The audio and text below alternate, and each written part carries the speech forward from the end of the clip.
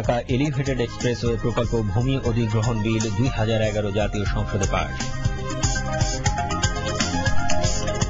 প্রধানমন্ত্রীর সাথে মালদ্বীপের সফররত সাবেক রাষ্ট্রপতি মামুন আব্দুল গাইয়ুমের সাক্ষাৎ, দ্বিপাক্ষিক বিভিন্ন বিষয় নিয়ে আলোচনা। পিলখানায় বিডিআর বিদ্রোহের ঘটনায় 24 বিজিবি ব্যাটালিয়নের 657 জন সদস্যকে বিভিন্ন মেয়াদে সাজা। খুলনা নগরীতে পানি সরবরাহ ব্যবস্থা উন্নত করতে এশীয় উন্নয়ন ব্যাংকের সাথে 524 কোটি টাকা ঋণ চুক্তি স্বাক্ষর। লিবিয়ার নেতা গাদ্দাফির বিরুদ্ধে আন্তর্জাতিক অপরাধ আদালতের জারি করা গ্রেফতারি পরোয়ানা প্রত্যাখ্যান করেছে ত্রিপোলি।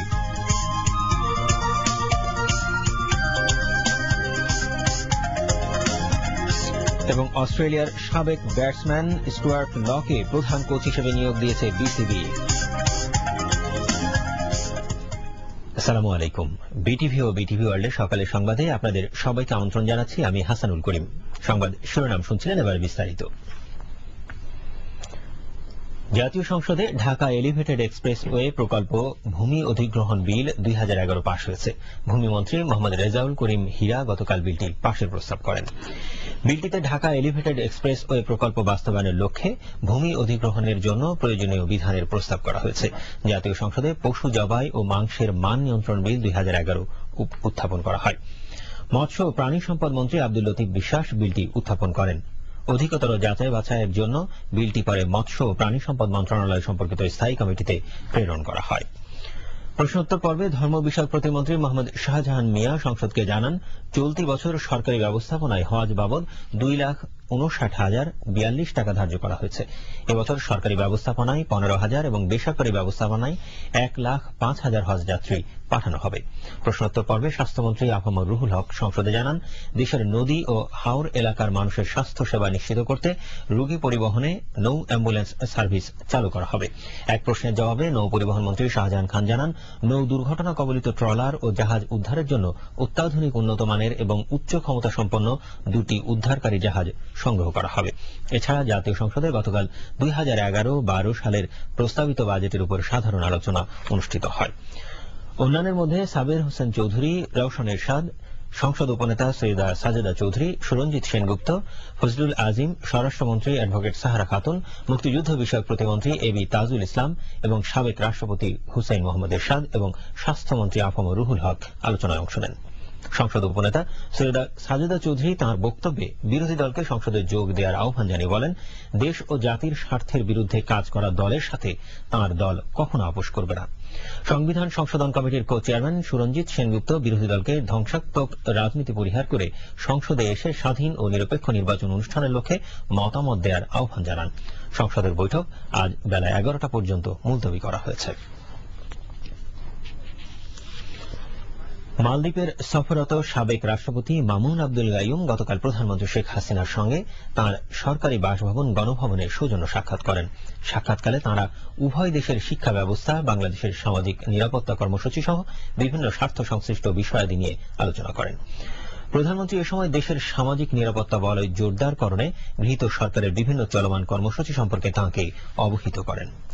শেখ হাসিনা যুগোপযোগী শিক্ষানীতি প্রণয়ন, মাধ্যমিক পর্যন্ত বিনামূল্যে ছাত্রছাত্রীদের মধ্যে বই বিতরণ, বৃত্তি প্রদান এবং স্নাতক পর্যন্ত ছেলেমেয়ে উভয়ের জন্য অবৈতনিক শিক্ষা চালুর ব্যাপারে তহবিল গঠনের পরিকল্পনা সহ ডিজিটাল বাংলাদেশ গড়ে তোলার অংশ হিসেবে ইবুক চালু করার কথা উল্লেখ করেন।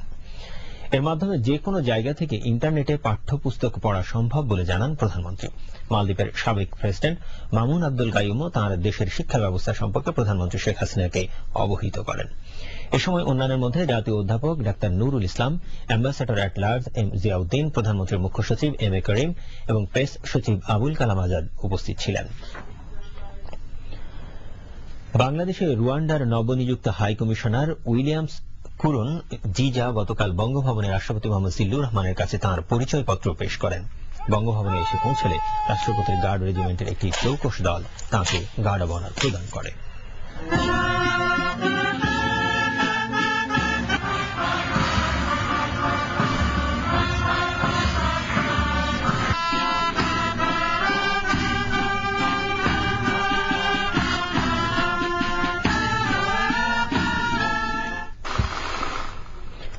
বঙ্গভবনের নতুন হাই কমিশনারকে স্বাগত জানিয়ে রাষ্ট্রপতি বাংলাদেশ ও রুয়ান্ডার মধ্যে দ্বিপাক্ষিক ও বাণিজ্যিক সম্পর্ক বৃদ্ধির উপর গুরুত্ব আরোপ করেন। রাষ্ট্রপতি বলেন, সরকারের বিভিন্ন পদক্ষেপের ফলে বাংলাদেশে বিনিয়োগ বান্ধব পরিবেশ বিরাজ করছে। সাক্ষাৎকারে রুয়ান্ডার রাষ্ট্রদূত বলেন, তাঁর দেশ বাংলাদেশের সাথে ব্যবসা বাণিজ্যের ক্ষেত্রে সহযোগিতা বৃদ্ধি এবং বাংলাদেশে বিনিয়োগ বাড়াতে আগ্রহী। রাষ্ট্রপতির সচিবগণ এবং পররাষ্ট্র মন্ত্রণালয়ের সংশ্লিষ্ট কর্মকর্তাগণ এ সময় উপস্থিত ছিলেন। পরে বাংলাদেশে স্লোভানিয়ার নবনিযুক্ত রাষ্ট্রদূত জ্যানেজ প্রিমোজি রাষ্ট্রপতি মোহাম্মদ জিল্লুর রহমানের কাছে তাঁর পরিচয়পত্র পেশ করেন।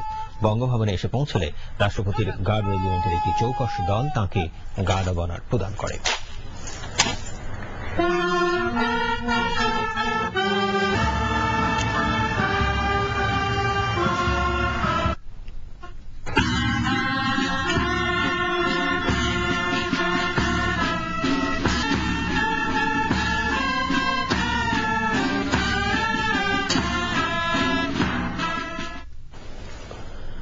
নতুন রাষ্ট্রদূতকে বঙ্গভবনে স্বাগত জানিয়ে রাষ্ট্রপতি বলেন, স্লোভানিয়ার সাথে বাংলাদেশের চমৎকার বাণিজ্যিক সম্পর্ক বিদ্যমান। তিনি আশা প্রকাশ করেন, আগামীতে দুদেশের মধ্যকার সম্পর্ক আরও জোরদার হবে।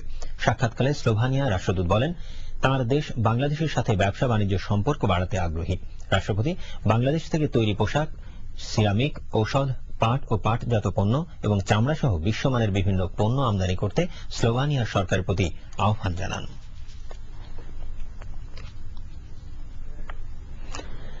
বিজিবি সদর দপ্তর পিলখানায় ২৪ বিজিবি ব্যাটালিয়নে বিডিআর বিদ্রোহ মামলায় আজ অভিযুক্ত ৬৫৭ জনকে বিভিন্ন মেয়াদে সাজা দিয়েছে আদালত।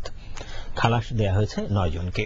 পিলখানায় দরবার হলে স্থাপিত বিশেষ আদালত ৭-এর সভাপতি ও বিজিবির মহাপরিচালক মেজর জেনারেল রফিকুল ইসলাম গতকাল এই রায় দেন। রায়ে অভিযুক্তদের সর্বোচ্চ ৭ বছর থেকে সর্বনিম্ন ৪ মাস পর্যন্ত সাজা দেওয়া হয়েছে। সর্বোচ্চ সাজা ৭ বছরের কারাদণ্ড হয়েছে ১০৮ জনের। এছাড়া অভিযুক্তদের প্রত্যেককে ১০০ টাকা করে জরিমানা করা হয়েছে। গত বছরের ৩১ মার্চ ৬৬৮ জন বিডিআর সদস্যের বিরুদ্ধে বিদ্রোহের অভিযোগ দায়ের করা হয়। এদের মধ্যে ২ জনের মৃত্যু হওয়ায় তারা অভিযোগ থেকে অব্যাহতি পান। এরপর মোট ৪৮ কার্যদিবসে এ বিচার কাজ সম্পন্ন হয়। এ নিয়ে ঢাকার ১১টি রাইফেলস সিকিউরিটি ইউনিটের মধ্যে ৪টি ইউনিটের বিচার সম্পন্ন হল। ভাষা আন্দোলন থেকে মুক্তিযুদ্ধ, সব গণতান্ত্রিক আন্দোলন সংগ্রামে এদেশের গণমাধ্যম শক্তিশালী ভূমিকা রেখেছে, ভবিষ্যতেও রাখবে।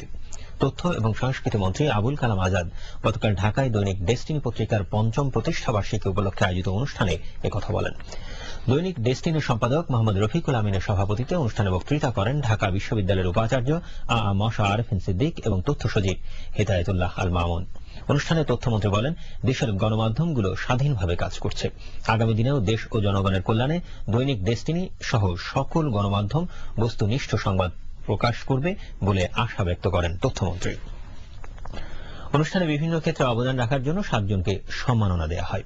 এরা হলেন শিক্ষায় আব্দুল্লাহ আবু সাইদ, কথা সাহিত্যে রিজিয়া রহমান, স্থাপত্য শিল্পে বাজহারুল ইসলাম, মুক্তিযুদ্ধ মেজর অবসরপ্রাপ্ত রফিকুল ইসলাম বীরুত্তম, অর্থনীতিতে অধ্যাপক আবুল বারাকাত, ক্রীড়ায় রানী হামিদ ও চলচ্চিত্রে রানী সরকার। নির্বাচিতরা প্রত্যেকে সম্মাননা স্মারক হিসেবে পেয়েছেন ১ লাখ টাকা ও একটি সম্মাননা ক্রেস্ট। খুলনা শহরে সুপেয় পানি সরবরাহ ব্যবস্থা সম্প্রসারণ ও উন্নয়নের জন্য এশীয় উন্নয়ন ব্যাংক এডিবি বাংলাদেশকে ৫২৪ কোটি টাকার সমমূল্যের ৭ কোটি ৫০ লাখ ডলারের ঋণ সহায়তা দেবে। এ লক্ষ্যে গতকাল ঢাকায় বাংলাদেশ সরকার এবং এডিবির মধ্যে একটি ঋণ চুক্তি স্বাক্ষরিত হয়েছে। বাংলাদেশ সরকারের পক্ষে অর্থনৈতিক সম্পর্ক বিভাগের সচিব মোহাম্মদ মোশাররফ হোসাইন ভূঁইয়া এবং এডিবির পক্ষে সংস্থার ঢাকা কার্যালয়ের প্রধান থিভা কুমার কান্দিয়া চুক্তিতে স্বাক্ষর করেন। খুলনা শহরে দৈনিক ১১ কোটি লিটার সুপেয় পানি সরবরাহের উদ্দেশ্যে খুলনা ওয়াসা একটি প্রকল্প বাস্তবায়ন করছে। এই প্রকল্পের ব্যয় ধরা হয়েছে ২৫৫৯ কোটি টাকা। এডিবির ঋণ সহায়তা এই প্রকল্প বাস্তবায়নে খরচ করা হবে। এবারে আন্তর্জাতিক প্রসঙ্গ। লিবিয়ার নেতা গাদ্দাফির বিরুদ্ধে আন্তর্জাতিক অপরাধ আদালতের জারি করা গ্রেফতারি পরোয়ানা প্রত্যাখ্যান করেছে ত্রিপোলি। লিবিয়া বলেছে, এই ধরনের ক্ষমতা এই আদালতের নেই।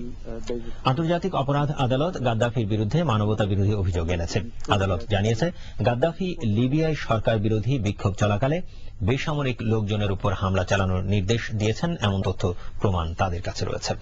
হেগ ভিত্তিক এই আদালত গাদ্দাফির ২ জন শীর্ষস্থানীয় সহযোগী, গাদ্দাফির পুত্র এবং গোয়েন্দা বিভাগের প্রধানের বিরুদ্ধে গ্রেফতারি পরোয়ানা জারি করেছে। গ্রিসের ট্রেড ইউনিয়নগুলো 48 ঘণ্টার সাধারণ ধর্মঘটের ডাক দিয়েছে। প্রধানমন্ত্রী জর্জ পাপান্দ্রু তার কৃচ্ছ্রতা সাধনের কর্মসূচির পক্ষে পার্লামেন্টের সমর্থন চাইলে ট্রেড ইউনিয়নগুলো এই ধর্মঘটের ডাক দেয়। এই ধর্মঘটের ডাকে সাড়া দিয়ে রাজধানী এথেন্সে বিরাট বিক্ষোভ প্রদর্শন হবে বলে ধারণা করা হচ্ছে। ইরানের রাষ্ট্র নিয়ন্ত্রিত টেলিভিশনে এই প্রথমবারের মতো ভূগর্ভস্থ ক্ষেপণাস্ত্র উৎক্ষেপণের স্থাপনার চিত্র প্রকাশ করেছে। ইরানের একজন টিভি সাংবাদিককে গোপনীয়তা রক্ষা করে এই স্থাপনা দেখানো হয়। সেখানে সাহাব 3 ক্ষেপণাস্ত্র রয়েছে। রিভলিউশনারি গার্ডের একজন কর্মকর্তা এই সাংবাদিককে বলেন, সারা দেশে এই ধরনের আরও স্থাপনা রয়েছে। ইরানের সাহাব 3 ক্ষেপণাস্ত্র প্রায় 2000 কিলোমিটার দূরে লক্ষ্যবস্তুতে আঘাত হানতে সক্ষম। এবারে কৃষি সংবাদ।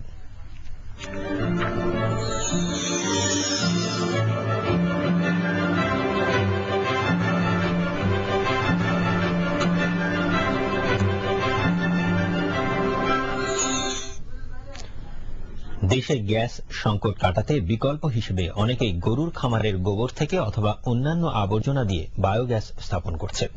চাঁদপুরের গরুর খামারি 2 ভাইয়ের এখন স্বপ্ন তাদের ডেয়ারি খামারের গোবর দিয়ে সিএনজি ফিলিং স্টেশন স্থাপনের। তবে এজন্য তারা সরকারি পৃষ্ঠপোষকতা কামনা করছে। বিটিভির চাঁদপুর সংবাদদাতা গোলাম কিবরিয়া জীবনের পাঠানো তথ্য ও ভিডিও চিত্রের ভিত্তিতে দেখুন সাদাত হোসেন নিজামের একটি ডেস্ক রিপোর্ট। চাঁদপুরের 2 ভাই মাকসুদুর রহমান মাসুদ ও মহিবুল হাসান রুমেল গরু পালন ও মৎস্য চাষে ব্যাপক সাফল্য অর্জন করেছেন। এখন তাদের চোখে শুধু একটাই স্বপ্ন, গরুর গোবর দিয়ে পরিবেশ বান্ধব একটি সিএনজি ফিলিং স্টেশন স্থাপন করা। মাসুদ ও রুমেলের গ্রামের বাড়ি চাঁদপুরের ফরিদগঞ্জ উপজেলার চরহুগড়ায়। তারা জানান, কলেজের লেখাপড়া শেষে তারা বিদেশে যাওয়ার কথা ভাবছিলেন। এমন সময় 1995 সালের প্রথম দিকে জেলা পশু সম্পদ কর্মকর্তার উৎসাহে তারা 4টি গাভী পালন ও 2টি পুকুরে মৎস্য চাষ শুরু করেন। 2 বছরে তাদের দ্বিগুণ লাভ হয়। এতে তাদের উৎসাহ আরো বেড়ে যায়। বর্তমানে 2 ভাইয়ের 28টি বিদেশি গরু রয়েছে। তার মধ্যে 11টি গাভী প্রতিদিন 160 থেকে 180 কেজি দুধ দিচ্ছে। এছাড়া তারা 4টি পুকুরে ও 110 একরের একটি ঝিলে মৎস্য চাষ করছেন। বর্তমানে তাদের এসব পুকুর ও ঝিলে 70-80 লাখ টাকার মাছ রয়েছে। প্রতিদিন তাদের এসব প্রকল্প দেখাশোনা করার জন্য 20-25 জন লোক মাসিক বেতনে কাজ করছে। গোবর আমার এই খামার থেকে হচ্ছে, এই গোবর আমি বিভিন্ন কৃষি খামারে বিক্রি করছি। বাকি যেগুলো থাকছে এগুলো আমি আমার মৎস্য খামার, কৃষি খামারে ব্যবহার করছি। আমি চাই এগুলোকে এভাবে ব্যবহার না করে আধুনিক পদ্ধতিতে স্টেশনের মধ্য দিয়ে দেশের চলমান গ্যাস সংকটে অংশগ্রহণ। দেশের বিভিন্ন অঞ্চলের বেকার যুবকরা এদের মতো এগিয়ে আসলে দেশে আত্মকর্মসংস্থান তৈরির নতুন নতুন ক্ষেত্র সৃষ্টি হবে। শাহাদাত হোসেন নিজাম, বাংলাদেশ টেলিভিশন। এবারে খেলাধুলার সংবাদ।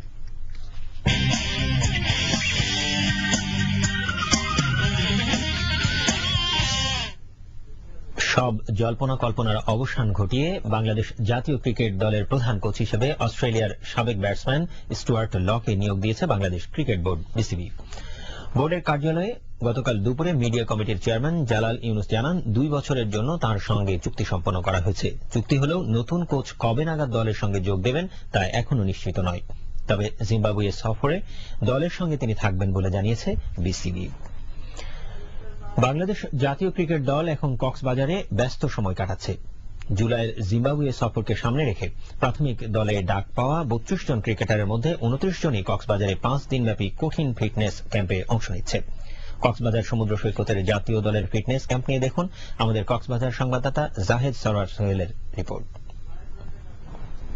জাতীয় দলের অসি ফিটনেস ট্রেনার গ্র্যান্ড লোনন সৈকতের বালিয়াড়িতে আশরাফুল জুনায়েদ, রাজ্জাক নাইমদের ভালোই পাক করছেন। সকালে সিগাল পয়েন্টে 15 কেজি ওজনের স্ট্রেংথ ব্যাগ নিয়ে শুরু হয় প্র্যাকটিস। জগিং আর বিচ ফুটবল খেলতে গিয়ে কয়েকজন খেলোয়াড় হালকা চোট পেলেও গায়ে মাখছেন না টিম ম্যানেজমেন্ট। ট্রেনিং এর মূল উদ্দেশ্য হলো যে আমরা ডিফারেন্ট সার্ভিসের সঙ্গে ওদের শরীরকে পরিচিত করানো, ডিফারেন্ট এনভায়রনমেন্টের সঙ্গে পরিচিত করানো এবং সমস্ত প্রতিকূল অবস্থার সঙ্গে ওদের শরীরকে মানিয়ে নেওয়ার। এই ট্রেনিংগুলি ফিজিক্যালি অনেক স্ট্রং হয়। যেগুলো ফিটনেস ক্যাম্পে আপনার 2 জন প্লেয়ার ট্রেনিং হবে, যদি না হয় তাহলে বুঝতে হবে যে ফিটনেস ক্যাম্পে আসলে অত ভালো হচ্ছে না। শতভাগ শারীরিক ফিটনেস করায়ত্ত করতে সমুদ্র সৈকতে ক্রিকেটাররা ভালোই উপভোগ করছেন এই ক্যাম্প। যে কোনো ট্রেনিংই খুবই ভালোর জন্য। আর যেহেতু এখানে একটু ডিফারেন্ট, আমরা বালুর ভিতরে রানিং করছি, অনেক ডিফারেন্ট ফিটনেস নিয়ে কাজ করছি, তারপর আবার আমরা হিল রানিং আছে, অনেক কিছু ডিফারেন্ট থিং আছে যেটা হয়তো আমরা নর্মালি ক্রিকেট মাঠে পাই না। তো এটা ফিটনেসের জন্য মানসিকভাবে অনেক স্ট্রং করতে সাহায্য করবে আমাদের। এই একটা মাস আমরা ফিটনেস ট্রেনিং করতেছি, আমাদের জুলাই থেকে আপনার জিম্বাবুয়ে ট্যুর শুরু হবে। তো নেক্সট 1-2 বছর আমাদের এই এক মাস যে হার্ড ওয়ার্কটা করছি এটা দিয়ে আমরা নেক্সট 1 বছর আর কি কন্টিনিউ করতে পারবো খেলার মধ্যে। কন্ডিশনিং ক্যাম্পের এই দলে অধিনায়ক সাকিব ও তামিম রিয়াদ নেই, বাকিরা প্রস্তুত ক্যাম্পের শেষ চ্যালেঞ্জের জন্য। বিকেএসপির কঠিন ফিটনেস ক্যাম্পের পর কক্সবাজারের hill trekking, surfing, beach running, beach ফুটবলের মতো এই হার্ড প্র্যাকটিস আগামী 1 বছরের কোয়ালিটি ফিটনেসের রসদ যোগাবে। জায়েদ সরোয়ার সোহেল, বাংলাদেশ টেলিভিশন, কক্সবাজার। আজ ব্রিজটাউনে স্বাগতিক ওয়েস্ট ইন্ডিজ ও ভারতের মধ্যে দ্বিতীয় ক্রিকেট টেস্ট শুরু হচ্ছে। ভারত 3 ম্যাচ সিরিজে 1-0 এগিয়ে রয়েছে। এদিকে ওভালে স্বাগতিক ইংল্যান্ড ও শ্রীলঙ্কার মধ্যে প্রথম একদিনের আন্তর্জাতিক ম্যাচ অনুষ্ঠিত হচ্ছে আজ। এই সফরে শ্রীলঙ্কা স্বাগতিকদের বিরুদ্ধে 5টি একদিনের আন্তর্জাতিক ম্যাচ খেলবে। সকালের সংবাদ এখানেই শেষ করছি। শেষ করার আগে শিরোনামগুলো জানিয়ে দিচ্ছি আরো একবার। ঢাকা এলিভেটেড এক্সপ্রেসওয়ে প্রকল্প ভূমি অধিগ্রহণ বিল 2011 জাতীয় সংসদে পাস। প্রধানমন্ত্রীর সাথে মালদ্বীপের সফররত সাবেক রাষ্ট্রপতি মামুন আব্দুল গাইয়ুমের সাক্ষাৎ, দ্বিপাক্ষিক বিভিন্ন বিষয় নিয়ে আলোচনা। পিলখানায় বিডিআর বিদ্রোহের ঘটনায় 24 বিজিবি ব্যাটালিয়নের 657 সদস্যকে বিভিন্ন মেয়াদে সাজা। খুলনা নগরীতে পানি সরবরাহ ব্যবস্থা উন্নত করতে এশীয় উন্নয়ন ব্যাংকের সাথে 524 কোটি টাকার ঋণ চুক্তি স্বাক্ষর। লিবিয়ান নেতা গাদ্দাফির বিরুদ্ধে আন্তর্জাতিক অপরাধ আদালতের জারি করা গ্রেপ্তারি পরোয়ানা প্রত্যাখ্যান করেছে ত্রিপোলি।